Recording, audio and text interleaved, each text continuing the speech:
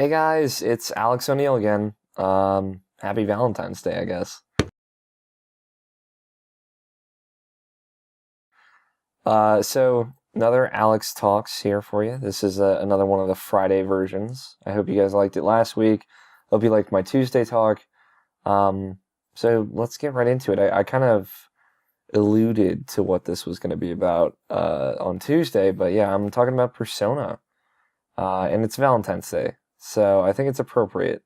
For those that don't know, I'm Alex O'Neill. I write for a little website called irrationalpassions.com, and this is just me talking about video games, or gaming media, or things that surround video games. So here goes. So I just finished Persona 3 again. I'd beaten Persona 3 once before. And for those not familiar, Shin Megami Tensei Persona 3 FES, or FES, as I like to call it, or FES. It's a damn fine game. It's available on PS2 Classics starting this week in the UK. I actually just found out, but it's been available on PS2 Classics in the US for a little while now. So that's how I was playing it. Now, if you haven't watched a lot of Alex Talks before, then you won't know. So I'll inform you. Persona 4 Golden, which is the Vita remake of Persona 4, that's my favorite game of all time, and it's mostly because of the relationships that you kind of create in that game. And Persona 3 it's similar, and I really just kind of wanted to talk about it, just in general. It's got a very different format than Persona 4, but in the end, because I this time playing through it, I played through the epilogue, which is Persona 3 Fez the Answer, where you play as the character Aigis. Very different, and it's an epilogue. You know, it tells you basically the gist of what happened and where it's going after Persona 3, which has a bit of a somber ending. So it was nice to kind of have that to fall back on. And it was nice to go back to Persona 3 and still have new content, because I got about halfway through the answer before, and it just wore on me so much that I didn't finish it. But yeah, it's formatted differently than Persona 4, but it covers a lot of similar ground, just with different subject matter. Like, if you've played Persona 4 Golden, these kids are entering TVs and they're fighting their shadows, which are like these forms of themselves that are conveying what they're actually thinking. And it's like they're inside their head. Well, it's because these shadows come from you. It's your darker side, it's your reflection in the light. It's your shadow. And in Persona 4, your shadow is kind of saying the feelings that you suppress. It's what you suppress. It's this very psychological thing. It's another persona, for lack of a better word, that you suppress. And when you defeat your own shadow and accept that that's a part of you that you have to face, by facing your true self, is what they call it. Your shadow transforms into a persona. And that's one of the coolest things about Persona 4, just in general. That's why I recommended it to most people, because there's so much of that, seeing these characters that you get to know a little bit, and then you see this darker reflection of them.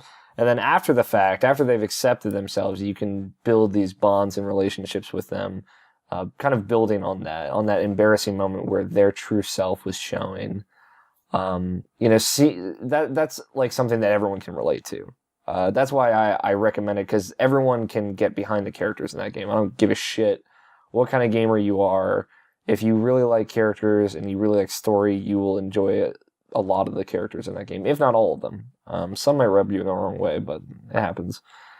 So, that's kind of Persona 4's shtick, is that, somebody gets thrown into the TV and you have to go find them, and then when you find them, they are talking with their shadow, and then they're like, no, you're not me, and then their shadow transforms into a monster. You have to beat their monster, and then they accept their shadow. It becomes their persona, and they join your team of persona users. It's a pattern that the game uses really well, and using that idea it plays with your sense of security in those concepts, but it covers a lot of things with the shadows, like, you know, narcissism and homosexuality and a lot of discomforting things that people go through, like worries, concerns, or things that they might suppress, aspects of their life that they don't talk about or suppress or pretend like they aren't there. And it's just, it does it really well. So Persona 3 is different. Very different. In Persona 4, you can build like a social link, is what they call it, a relationship with all of the characters in your party. But in Persona 3, it's the older game. It's the older iteration. It's not as well structured as that. It was the first time there were social links, and if you can only build social links with the female members of your team, and like they kind of lock you out of some of it, because if you have to get intimate with all of the female social links that you build, which are just, the social links are the relationship progressions in the game. And if you're spending time with a female and then it gets to, like, say, social link level 6 out of 10, it becomes intimate. And then if you start spending time with another female character and trying to build that social link up, that person that you're intimate with will get angry and their social link will go in reverse, and then you have to mend that relationship. They put all of this blockading bullshit in there that's completely removed in the sequel, because it just, at the same time, it enforces this idea that you should pick someone and stick with them and be in that relationship, build that relationship, have it be like a boyfriend-girlfriend situation. But it pushes you away from even the idea of attempting other social links with other female characters and trying to learn more about them, if that's all you cared about. In Persona 4, like, you can choose whether or not to make a relationship with a female romantic or not, which is nice. They clearly learned. But like that, the different social link structure and the fact that basically you will see some character progression in every character in Persona 3. You don't have to do social links for that, where it's all of the character progression is linked to the plot. It's linked to the overall plot, which isn't in Persona 4. Persona 4, there is some progression, but to get the nuances of each character, to see how they develop and they grow and they change by the end of that game, you have to do the social link and spend all this time with them. And it makes it more challenging. I think you have to commit to a character more.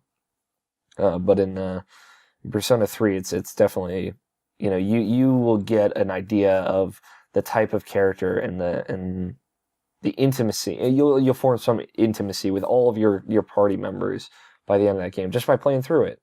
And just going back and seeing that now, having finally gone and finished Persona 4 Golden, which I hadn't done before, it gives me a new perspective on Persona 3.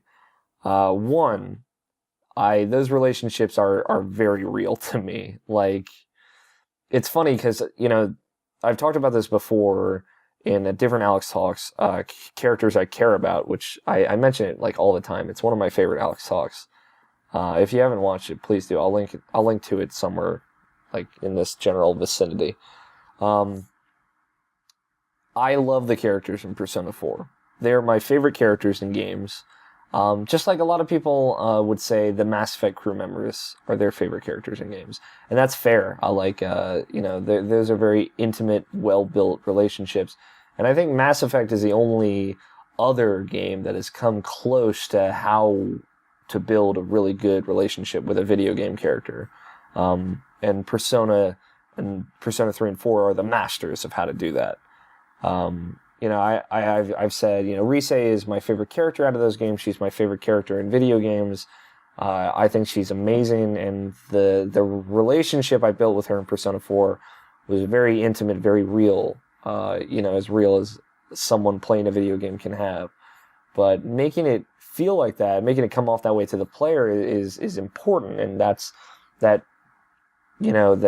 relationship that the player has with the game, just in general, is difficult to do. It's something that I think, like Portal 2, I think does it really well. Like, you have a relationship with Wheatley in that game, and by the end of it, that relationship has changed a lot, but you still have these memories of this time that you both spent together. And I think Persona 4 does that, except better. And the difference is in Persona 3, I hope I'm not just babbling. I probably am, but that's kind of the whole point of these videos. In Persona 3, you get that relationship. You don't have to go seek out the social links. But this time through, I went and I did a different romance social link with Mitsuru, who is now like one of my favorite social links in that series, in that franchise. It's adorable and sweet, and it's beautiful, and how they develop it, I thought was really, really clever, and it went in a direction I did not expect it to go at all. And it had its twists and turns. It had its ups and downs, like a real relationship, and that's why I think this Persona team is, they're the masters of their craft. Social links is the heart of that franchise now. And you can't have social links that are good and interesting to the player without having interesting characters to have them with. And as far as I'm concerned, all of the characters that they've kind of dropped in the social links, at least the main ones, are awesome and super interesting, super compelling. But yeah, in Persona 3, you get a relationship with all those characters. And playing through the answer, the answer is dealing with, for lack of a better term, dealing with the somber ending of Persona, and you're dealing with all these different characters that you've really grown to love just by having this journey with them, and they're all not being themselves, and it leads to some really fucked up and dark places that happen in the answer that I wasn't expecting. Again, I hadn't played through it until just recently. I finished it on Monday, I believe. I don't remember. But it goes to some dark places. Those characters do things that I wouldn't expect them to do, that's out of character, and they do it because of rash emotions that I could see them experiencing. And it's all like this grieving process that ends on a pretty good note, I was happy to see. But it was still jarring, but still kind of satisfactory to have that closure of like, these people went through a horrible thing, and they're grieving, and some of them are angry, some of them are isolating themselves, some of them are just, curling up and crying, and some of them are trying to laugh their way out of it. But, everyone's dealing with the grief in a different way, and seeing how that story wraps up was great. But the point, to bring it all full circle, is that, I've played through Persona 3 again, and I've played through Persona 4 Golden within the last year or so, and the character building in those games is just so excellent.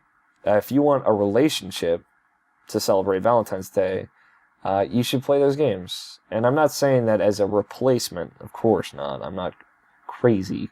I'm just saying that, as much as how you get a really strong feeling when you watch a really good romantic comedy, like not one of the shitty ones that's just in it for the bankroll that it gets at the box office. I'm talking about one that has a point, that has characters that matter and that delivers on it, not just a drama for a cash grab.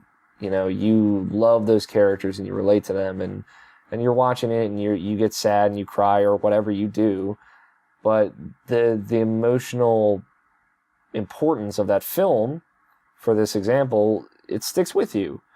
And I think you get 20 or so social links in Persona 4 and Persona 3 that do all of those things. And there's 20 of them in one game. And yes, the game may be 80 to 100 hours long to see all of it, but that's 2 games, total about 160 hours, and total that's about 40 different relationships that I've experienced from beginning to end that I think are pretty fucking great. So, to each your own. But yeah, I think that's a good place to close it. Persona's really excellent, and seeing Persona 3 again and seeing all of its flaws and how that franchise has grown just significantly from Persona 3 Fez to Persona 4 to Persona 3 Portable to Persona 4 Golden. It's incredible. Those developers know exactly what they're doing, and they know exactly where their weak points are, and they know exactly where they need to push. And they're not afraid to cover things that might be controversial, and things that you might not have thought of, but have really felt in your own life, in your own experience. And it's also just damn fine at building really awesome relationships. So I think for Valentine's Day, happy Valentine's Day again. I as someone who's currently a snowed in single guy, I'm going to be sitting down and playing some Persona, but that's just me. Thanks for watching, guys. I'm Alex O'Neill. Follow me on the Twitters at AlFighter27. Next Tuesday, I'll be doing another Alex Talks, just like I will be for the next Tuesday and Friday, as long as I can manage it. Sorry that this past week I was a little late. But next Tuesday, I'll be talking about early access and how I think it's ruining games, apparently. Not quite, but tune in Tuesday to find out what I think, and send me a tweet at AlFighter27 if you want to be a part of that conversation. And of course, if you have any ideas that you want me to talk about, topics, or questions for me, anything, just send them in. I'll talk about them here, I'll talk about them on Tuesday in 2 different formats. So I hope you like this. I hope you check out Persona. I really do sincerely wish you to play it.